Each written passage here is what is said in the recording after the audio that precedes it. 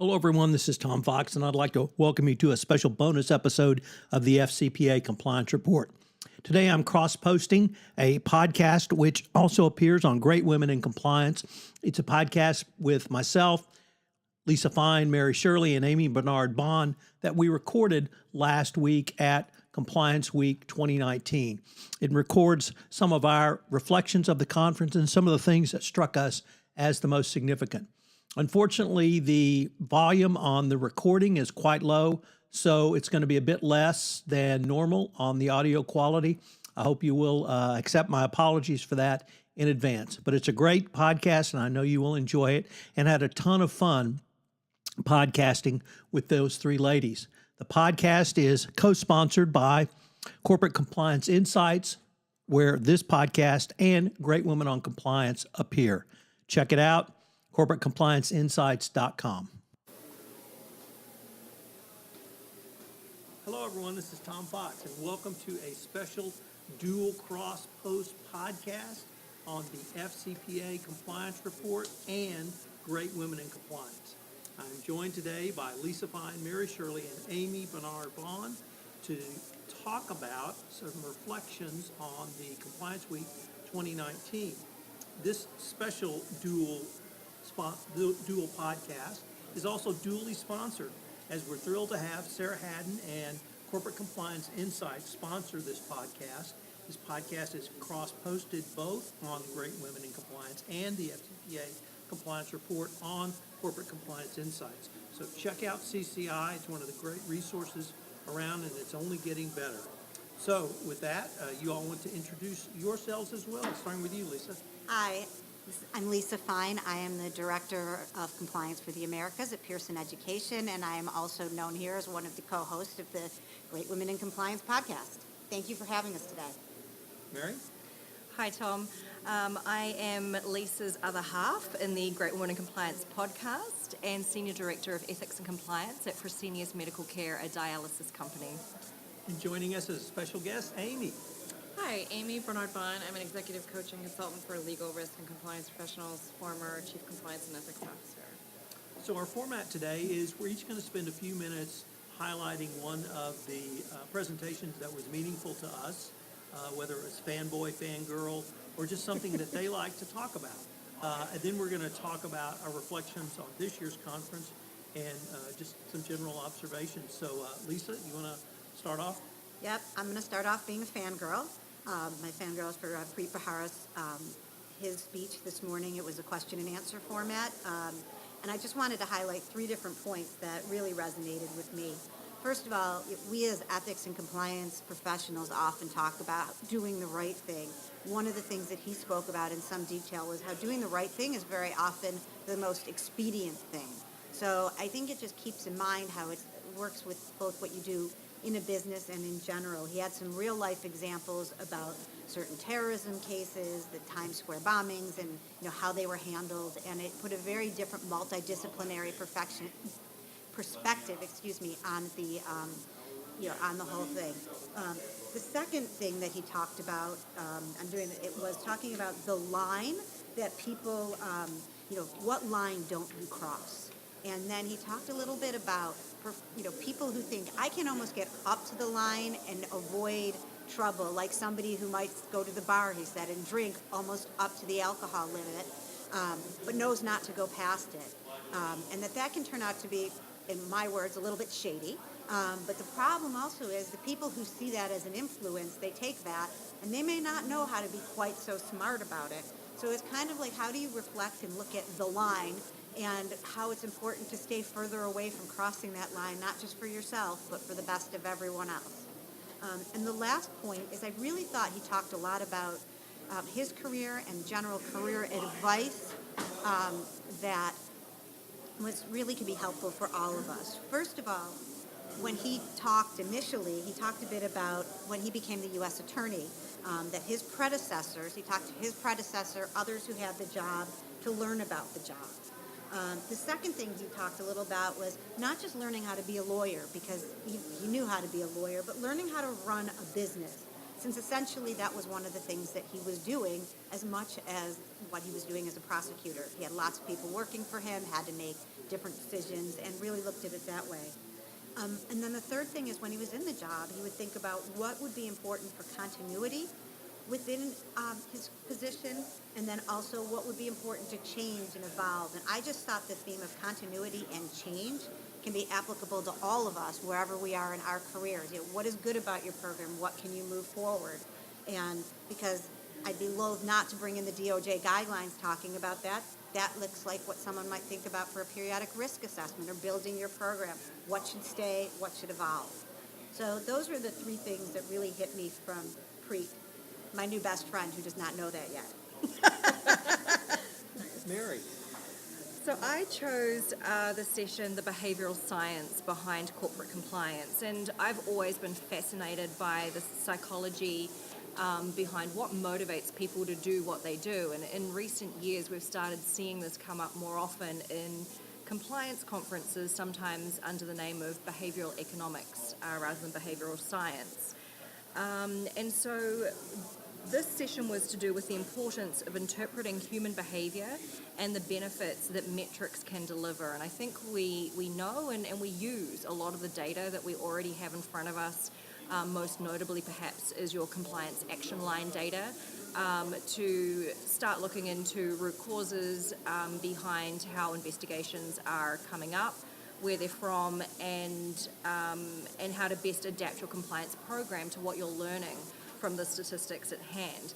But more and more we're seeing transactional data being used, so your expense claim data, sales data, to try and understand more about where we may be seeing breaches in our compliance programs that to the naked eye may not necessarily be jumping out at you, but with the use of technology helping to identify certain patterns, suddenly what you couldn't see before is revealed. So some of the things that I took away, we did a benchmarking poll during the session, and I was quite surprised that I think despite the acknowledgement of how important and revealing data science is, for those of you who are not currently deploying data analytics to a large extent in your company, you may be interested to hear that over half of the audience said that they were not at this point. And I think there is a great deal of interest in it and understanding, maybe even understated understanding at this stage as to just how valuable this area is going to turn out to be for us. But just know and be comforted somewhat that if you're thinking about it but haven't quite gotten there yet, that's okay. It is something that is developing and advancing as time is moving on. Another thing that really hit home for me was we had one of the Great Women in Compliance guests, Lisa Beth Lentini, on this panel, and she really highlighted for me the importance of, if you are a compliance professional, how much data science is going to become a pertinent part of your role. And she likened it to 10 years ago, compliance officers saying, oh, I'm not a data figures or Excel spreadsheet kind of a person, say for data science, but applying that to cybersecurity, saying, hey, I'm not a tech person, why should I care about cybersecurity? But now look at us and our portfolios. Many of us, if not the vast majority, have to deal with cybersecurity. So thinking about data science in the exact same way, I know that for many of us who went to law school, mathematics, Excel spreadsheets give me the heebie-jeebies. Having to work out basic calculations make me sweat. But this is something that we're all going to have to accept, whether you like it or not. And as Lisa Beth put it, data science is coming at us like a freight train. There is no better time than now to start upskilling yourself in this area. Start with the absolute basics. Start understanding how you can take your expense claim data and look for patterns in it. Who's sitting at the absolute threshold? Which of your salespeople is entertaining the same customer multiple times in a year? If it's not the same salesperson, do you have multiple people in the company entertaining the same customer? And that's not immediately obvious looking at expense claims, but when you're using the data in front of you and putting it into programs like Tableau, you're going to start seeing that a lot more easily, and the answers are going to be revealed to you. Those were my takeaways, and strongly encourage anyone who's interested in the behavioral science area to start learning more about it. And if you're also interested in learning a little bit more about the behavioral economics, so the reasons behind why people do what they do, there was a great book recommended to me by Ricardo from Broadcat, which is The Law of Good People. And the reason why I think this is really important to start understanding the behaviours is that we talk a lot about compliance from an academic perspective, and that doesn't take into account the human factor. If you as a compliance officer train about the best practices for what to do when being confronted with asked to pay a facilitation payment or a bribe, and then you find yourself in that situation where huge, intimidating customs and immigration officers from a foreign country where you don't speak the language are standing right next to you with guns just about as big as they are, which happened to me a few years ago. Even though you know what the right thing to do is, I'm not going to lie, I was tempted in that moment to just give them some money and get myself out of that situation. So understanding a little bit more about what motivates us, even when it may not be intuitive, even when people know what the rules are, really fascinating stuff.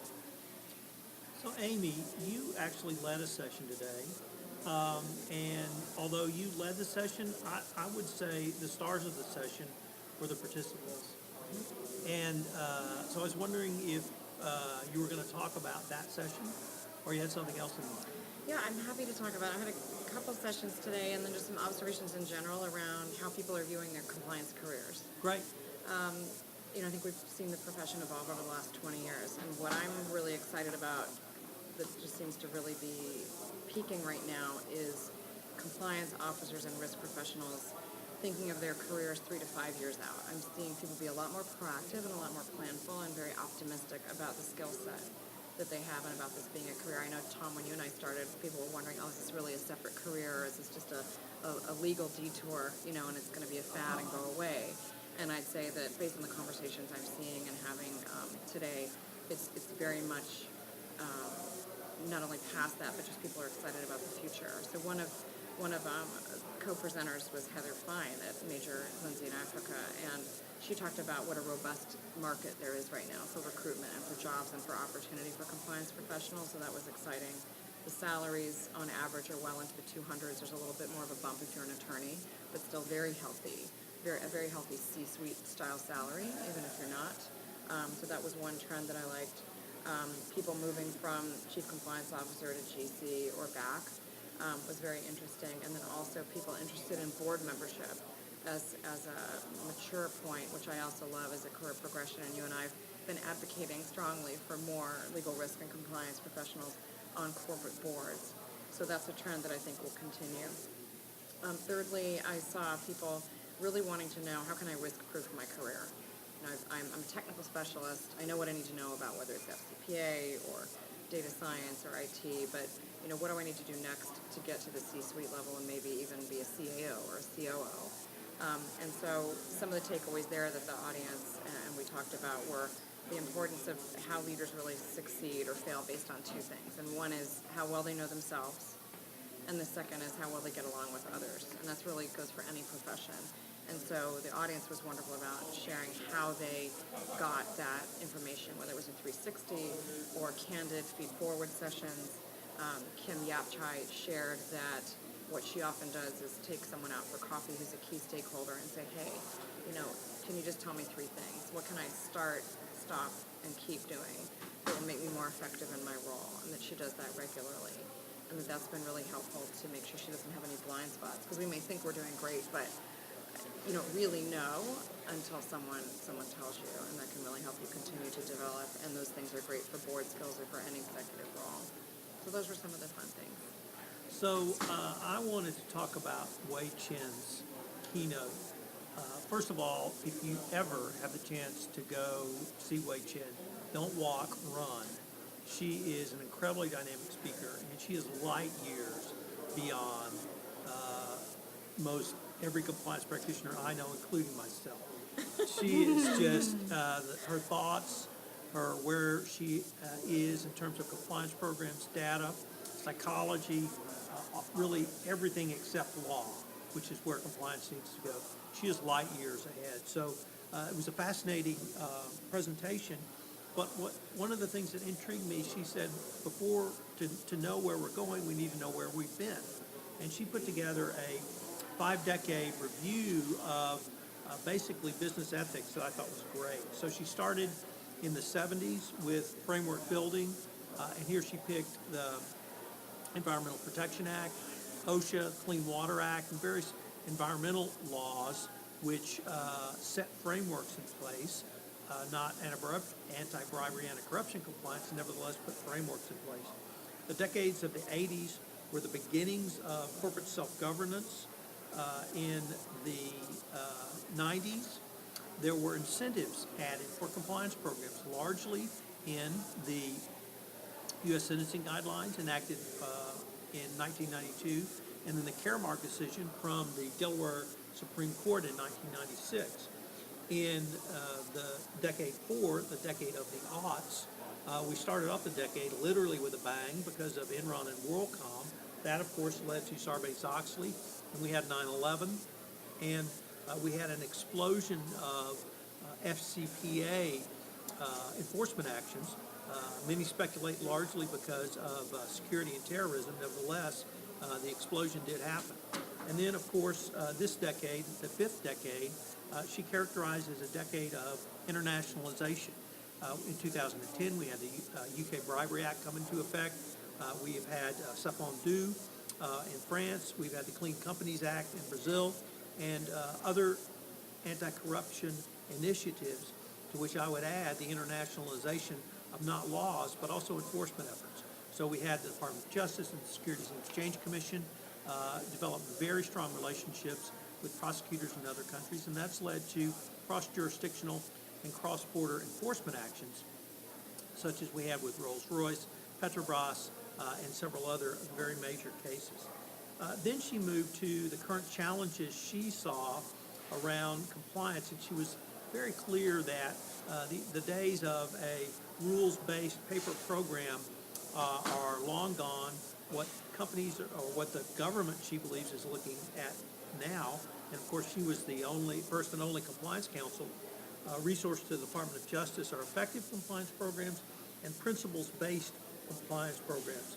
The current challenges are the proliferation of risk areas, whether you call that, or I should say it's diverse as Me Too, cybersecurity, trade compliance, AML or anti-money laundering in the non-banking sector, the arrival of big data and how do you analyze big data, proving effectiveness, and she ended with the polarization of society and how that impacts a wide variety of areas, and perhaps trade compliance is one of the greatest ones, but that's going to impact all forms of compliance.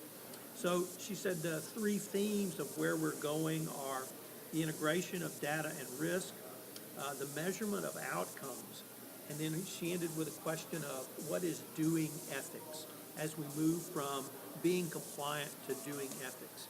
So once again, if you ever have the chance to hear Wei Chen run, don't walk, it was a great presentation, and I certainly got a lot out of it. And I thought we now might take a few minutes with just kind of getting people's general observations of the look, the feel, the vibe, and all of those sorts of things. So, Lisa? All right. So I think anytime I come to one of these, but particularly with Compliance Week, I think there's a really fantastic blend of both the substance and the panels and the people that I learned from, and also the opportunity to really network. They seem to really hit that part of it out of the park. Like, I feel like the whole time I'm processing newer things and new experiences, but I also, you get just the right amount of a lot of that, and I thought that was terrific. I had a great opportunity when I spoke yesterday. It was my first time speaking here, so that was really inspiring to have people asking questions and truly being engaged with the subject that I could fangirl and nerd out for hours talking about hotlines and culture and jurisdictions. So I think that that was really exciting for me to see that many people, that we were a community together. The second thing is that there's a very consistent feeling in my mind about us in terms of ethics versus compliance, as opposed to people talk about the compliance officers or the Department of No or the perceptions, but I feel like everyone here is really very, people want to do right. It's the positive side of being ethical and being compliant in terms of doing the right thing. And I just thought it was interesting that theme resonated throughout many of the panels that I went to or joined, and discussions that I was having outside those panels. And I think that that's a really fantastic direction for the profession and for those joining it. Amy? I think it's a generous community. I've always loved when I went in-house and joined compliance because it's so solution-oriented, and I found that both during and after the sessions that I participated in, people were engaging and networking and finding ways to support each other. It's not an easy job. We're always under-resourced. I mean, not one person said they had enough resources. Several, approached me with challenging situations they have with perhaps a lack of sponsorship in their own organizations. That's, I think, one of the most challenging situations we have in organizations sometimes. And people are just so empathetic to that. And I just feel like this is a safety zone for all of us as professionals to be able to talk about things. We always have to put on the tough mask, I think, in the organization and not show maybe where we're not getting the support that we need because we can't really front face that, but here we can, and that's where I think this is really important. I think people get recharged here. I think you can charge your battery in terms of your resilience and your own North Star and thinking about next steps if you have to. So I like the support and warmth of the community. Mary? I echo these sentiments completely. For me, it is what I love the more I go to these things is the exponential number of people that I can run up to, say hello, give a hug, because I know them now. And that support community is massive, and it grows every single time without fail. And I think Amy's comment is completely right, but it seems counterintuitive that we recharge. And the reason for that is, I know your calendar for this week that we're here, and my own calendar, and these are long days and long nights. We end up attending all of the sessions. There are breakfasts in the morning where we network, and then we go off and do dinners. We held a lovely Women in Compliance dinner last night, the three of us, and it may seem counterintuitive that those long days and long nights are recharging, especially for those of us who are introverts, and yet I cannot sort of begin to explain the satisfaction, the sense of camaraderie that I feel coming out of these conferences every single time, and it is the people that are speaking on this podcast with me right now that are a huge part of that. So grateful for the friendship and the support, and I've had a great time these last few days so far. I'm going to really raise a couple of different points, but they struck me as equally as powerful to me. The first one was I'm always fascinated by structure and flow. And by that I mean, how do the people move around? And this conference is always unique. It's held at the Mayflower Hotel every year. The main conference rooms are split by a very long hallway. And previously all the vendors were in the hallway. And it created an incredible buzz because the vendors were talking to people were stopping by to talk to the vendors. The food was in the middle, and people were trying to walk and move. And it just created a vibe that I really enjoyed. They changed it up this year and moved all of the vendors into, they took a wall down between two staterooms. So it was a huge room with the vendors. The hallway was wide open, and to me it looked almost empty. Having said all of that, I felt like it really worked. And it really worked because the flow was incredibly easy. And the vendors, and actually, to me, seemed they were a little more energized this year because they weren't fighting to having to talk over all the buzz in the hallway. So I was really intrigued by how this physical change, I thought, actually facilitated the conference.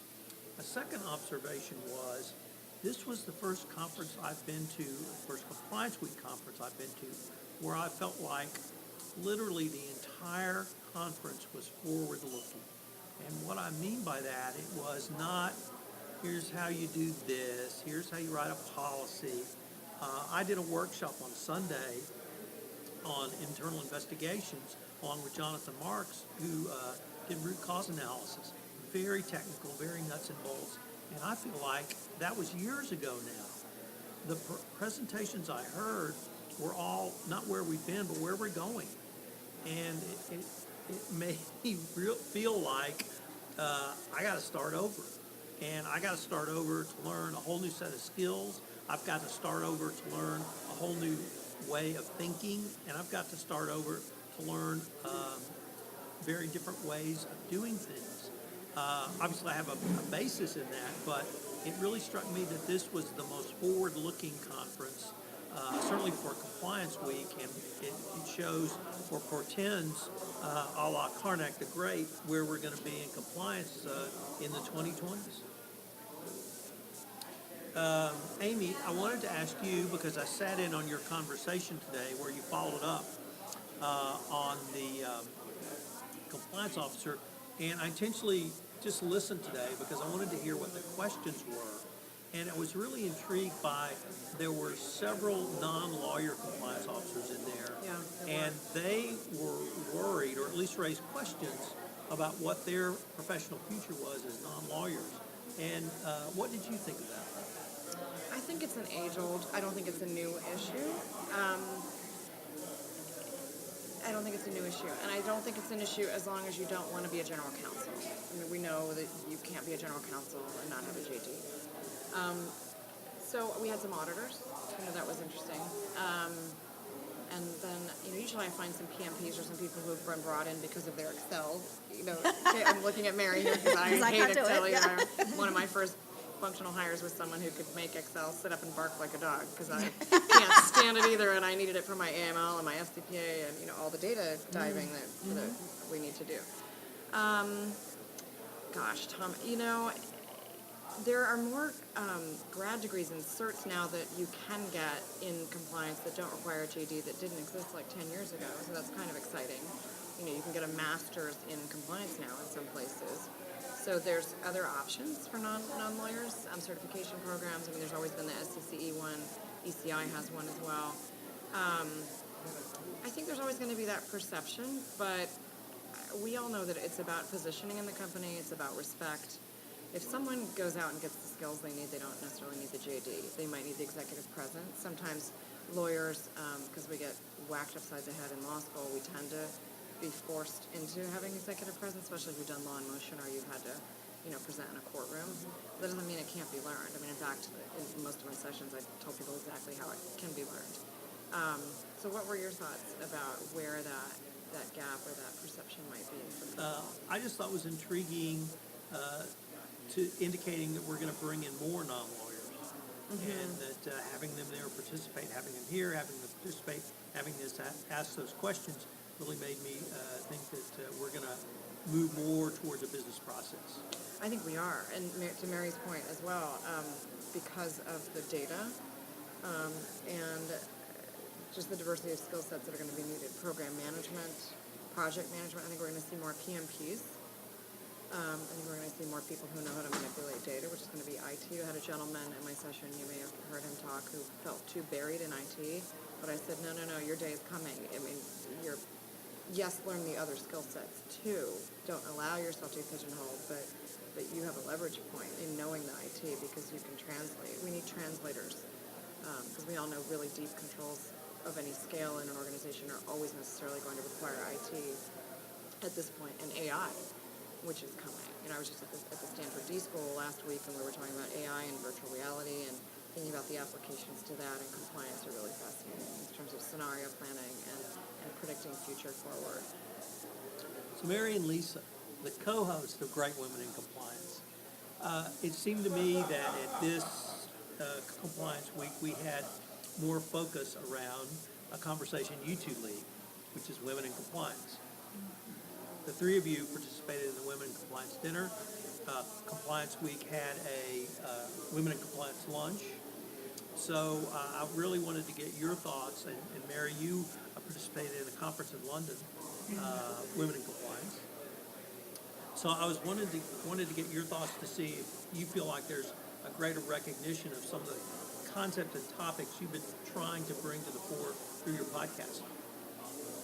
I think there's some of that, but I think what there's more of is very much of a sense of community, and that it's a community that's constantly building, and that really getting to hear people's stories as women have brought us together in those ways. I think I've learned a lot substantively that I may not have otherwise, and I think there's a recognition of that, and I also think there's a real part of women learning from each other and enjoying each other's company. I think we don't spend time, Me Too can be a panel that you will go to, but when we get together as a group of women, it was like last night, and thank you to Amy and Mary who came up with the idea too. It was very inspiring just to be around people that, I joked earlier about fangirling, but like these are the people in compliance who, many of them have blazed paths, and and you think to yourself, wait, these are now in my colleague group.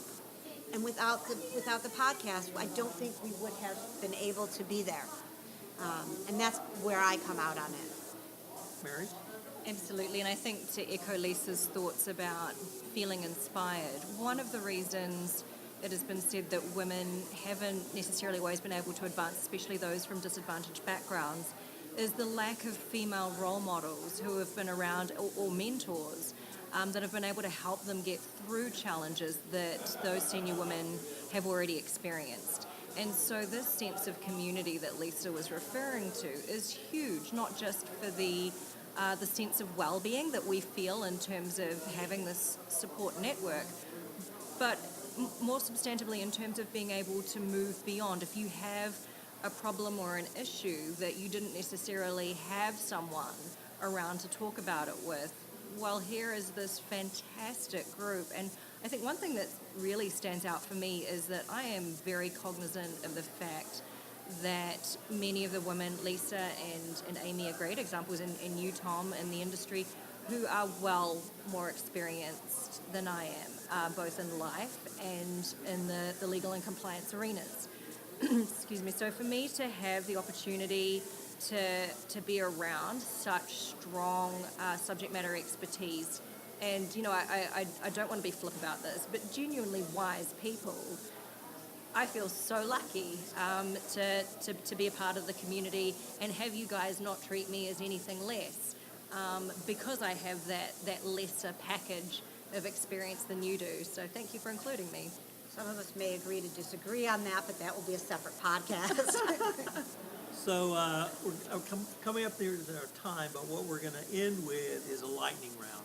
And that lightning round is however long you want to talk about one thing that really struck you. And since I just threw this out at you, I will start so you guys can think about Thank you, Tom. what you want to Ever talk the about. gentleman. And the one thing that struck me the most was early on in Preet Bharara's remarks, he talked about the Times Square attempted bomber. He was unsuccessful. And he was caught after a 57-hour manhunt, literally on a plane leaving the country. And he was brought back. The plane had left the terminal, but had not taken off. The plane came back, and he was arrested. There was a big debate in the U.S. Attorney's Office in the Southern District of New York of whether this person should receive a Miranda warning. If the Miranda warning is given, then someone knows that they can clam up until they have counsel present. And there is an exception to a Miranda warning that can be given later if imminent lives are in danger, and they felt like that was the situation. The City of New York detective who was in charge of the interrogation of the prisoner and had literally got him off the plane and started to talk to him, made the decision within about 10 minutes to Mirandaize him. And he made the decision because of the rapport he had developed with the bomber. And because he did give him his Miranda warnings, everything he said became admissible in court. And it struck me that that's the textbook definition of operationalizing your compliance program. You have a general set of guidelines, you push them out to the BD or sales force out in the field, and then they make a decision based upon their assessment of the risk. And it just struck me as that's compliance. So who wants to go next? Well, in that case, we'll keep the same order. Lisa. I would just like to thank everybody for having me go first, because that might be what has struck me in this lightning round. But with that said, I think that for me, what struck me is just the diversity of the different people I listened to and learned from and interacted with this week, whether it was people who came from law, who didn't, who were from all over the world, whether it was someone who loved data, or somebody who, like me, was really a words person at heart. It really just hits me every time, how this profession is so wide-ranging. I mean, this stops to the point, like what you talked about, my best friend Preet, and also to New best friend. New best friend. In case you're listening. Fangirl.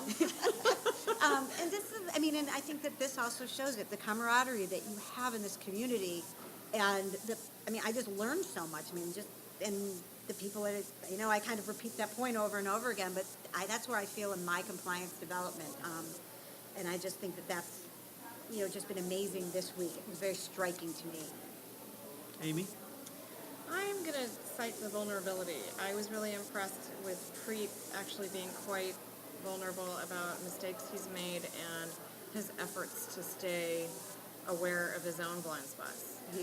He spoke like a coach, actually, in several instances. He talked about, checking in. He talked about the EQ around when to give that Miranda warning and how it's an art rather than a science. And when you feel like he used an analogy of the first kiss, actually. I Yes. apologized for the analogy, but we all understood what he meant, which was around there's this moment where you feel like you really made a connection with someone. It's a temporary state and it's going to evaporate, and so do you recognize that momentum when you have it to Mirandize someone and to then be able to do what you need to do? And I feel like throughout the conference I've been amazed at people who have been sharing their stories. To Mary and Lisa's points around the community of women, I think that's, when people share that they didn't get the promotion or that they screwed up with sales and lost the relationship and had to recover because they went too hard on an investigation or went too tough on something. That's where we can really learn from each other. Those are those crucible moments that I think are so important to share and to bring the next generation up, and to use Preet as an example, someone who's clearly has a growth mindset and is continuing to learn. So I love that part of it. Mary? For me, it was when Hui Chen essentially challenged us to go back to basics. And she talked about how we so often like to tout the phrase, that we've got an effective compliance program. And the question then becomes, well, what does that really mean? What does effective mean? What are you measuring for? So for me, the first thing that came to mind for me was my little tagline, and I always like to say, I have a robust and defensible compliance program. And then the question is, well, what makes it so? And so challenging us to go back to what is the ultimate aim of what we're trying to achieve, and just referring back to the session that I discussed earlier on human behavior and data science combining, is, before you begin to even measure or analyze anything in your compliance program, remember to ask yourself first, what is it that you're trying to achieve? What is it that this exercise is about? Don't just jump in with your data sets and wildly look for things. What are those things that you are trying to look for, and why are you doing it? What do you hope to achieve in this exercise? So thanks to Hui for reminding us to go back to basics and ask ourselves, what is it that we're really trying to achieve? I Yes. have one more thing now that I had a minute to think that I'd like to add, if that's all right. I also thought when Christy Grant Hart, following on to Mary's point, would talk about the because, that really did hit me in a very different way as well, because it was not just, I was thinking of it, first of all, explaining to people, we're doing X because, which is important, but I also thought of it back towards me and my program and the work I'm trying to do in a new role. Why am I doing this? Why do others? And the because answer to that. And I think that helps to dig deep on the Hui Chen point, and I really thought Christy did a great job on that as well. Well, ladies, it's been a ton of fun. I hope we get the chance to do it again. Thank you so much. Hello, everyone. This is Tom Fox again. I'd like to thank you for listening to this special bonus episode of the FCPA Compliance Report. I hope you'll join me again next week for another episode of the FCPA Compliance Report. the FCPA Compliance Report, and Great Women in Compliance are both a part of the Compliance Podcast Network.